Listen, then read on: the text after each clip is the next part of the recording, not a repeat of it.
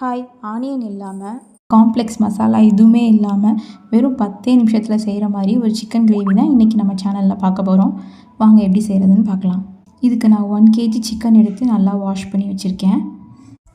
அடுத்து ஒரு அரை முடி தேங்காய், இந்த அளவுக்கு இஞ்சி, அதுக்கப்புறம் ஒரு 12 பல் பூண்டு எல்லாத்தையும் எடுத்து ஒரு ஜாரில் போட்டு லைட்டாக தண்ணி விட்டு இந்த மாதிரி பேஸ்ட் ஃபார்மில் அரைச்சி எடுத்து வச்சுக்கோங்க.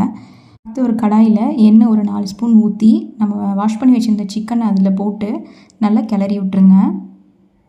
சிக்கன் இந்த மாதிரி லைட்டாக வெந்த மாதிரி ஆகும். அந்த டைமில் ஒரு தக்காளி நல்லா புழிஞ்சு விட்டுருங்க. தக்காளியை புழிஞ்சு விட்டதுக்கப்புறம் ஒரு 2 ஸ்பூன் மிளகாத்தூள், அதுக்கப்புறம் ஒரு ஸ்பூன் கரம் மசாலா, அவ்வளோதாங்க இதுக்கு மசாலாவே. இதை போட்டுருங்க. போட்டுட்டு தேவையான அளவு உப்பு சேர்த்துட்டு நம்ம அரைச்சி வச்சுருந்த அந்த தேங்காய் பேஸ்ட்டையும் இதில் சேர்த்துடலாம். அவ்வளோதாங்க, இதுக்கு வேறு எந்த மசாலா எதுவுமே தேவையில்லை. அவ்வளோதான், முடிஞ்சிச்சு. இப்போ தேவையான அளவு தண்ணி மட்டும் ஊற்றிடுங்க. தண்ணி ஊற்றினதுக்கப்புறம் ஒரு மூடி போட்டு லோ ஃப்ளேமில் வச்சு மூடி வச்சுருங்க. அதுக்கப்புறம் ஒரு 5 நிமிஷம் கழித்து இந்த மாதிரி குழம்பு கொதித்து வந்ததுக்கப்புறம் ஒரு 3 ஸ்பூன் நல்லெண்ணெய் விட்டுருங்க. நல்லெண்ணெய் விட்டுட்டு நல்லா கிளறி விட்டுருங்க திரும்ப. அதுக்கப்புறம் ஒரு 5 நிமிஷம் திரும்ப அடுப்பில் வச்சு மூடி வச்சுருங்க.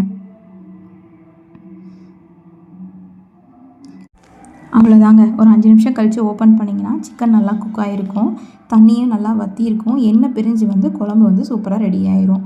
ரொம்ப சிம்பிளான ரெசிபி. மொத்தமாகவே ஒரு 15 நிமிஷத்தில் ரெடி பண்ணிடலாம். கண்டிப்பாக ட்ரை பண்ணி பார்த்துட்டு எப்படி இருந்துச்சுன்னு சொல்லுங்கள். தேங்க்யூ.